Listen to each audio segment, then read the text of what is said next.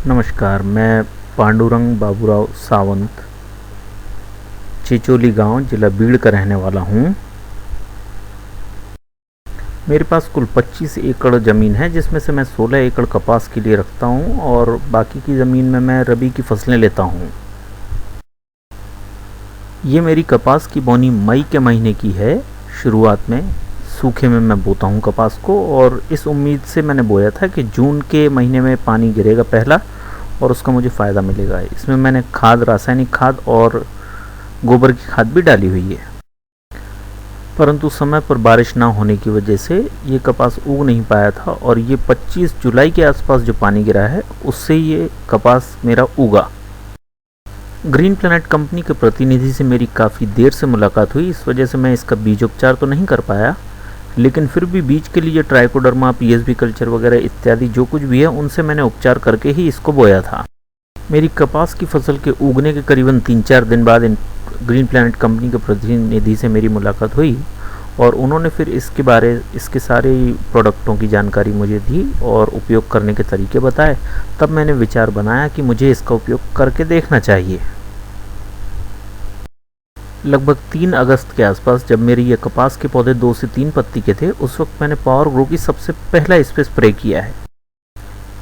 मैंने इसके लिए 15 लीटर का जो एक पंप होता है उसमें करीबन 40 से 50 मिली पावर ग्रो को डाल करके और इस कपास के पौधों के ऊपर स्प्रे किया था।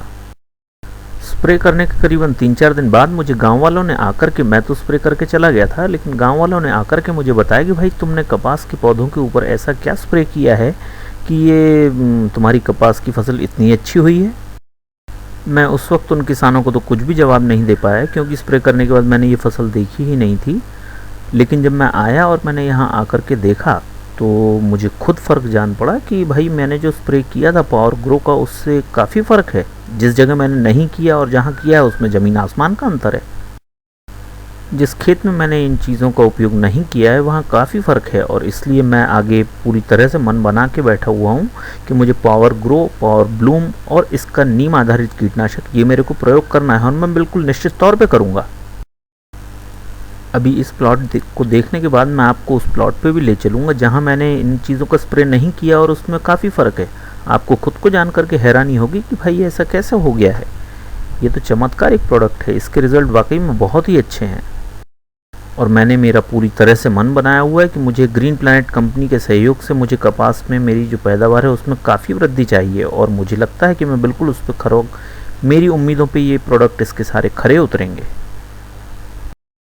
आप इसमें यह भी देख सकते हैं कि ये जो कपास की मेरी फसल लगी हुई है, इसमें नीचे साइड में यदि आप देखेंगे तो मेरे ज़मीन दिखती नहीं है, क्योंकि ये फसल बहुत अच्छी बड़ी हुई है और इसकी पैदावार काफ़ी अच्छी है।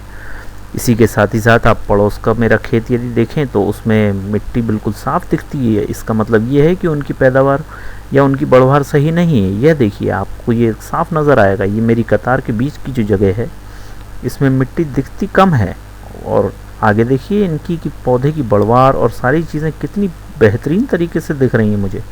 मुझे तो भाई मज़ा आ गया ग्रीन प्लैनेट के सारे प्रोडक्टों को यूज़ करके। ये लगभग कपास मेरी कमर तक की है, 3-3.5 फीट की कपास है, और मुझे उम्मीद है कि इसकी मेरी पैदावार भी बहुत ही अच्छी होगी।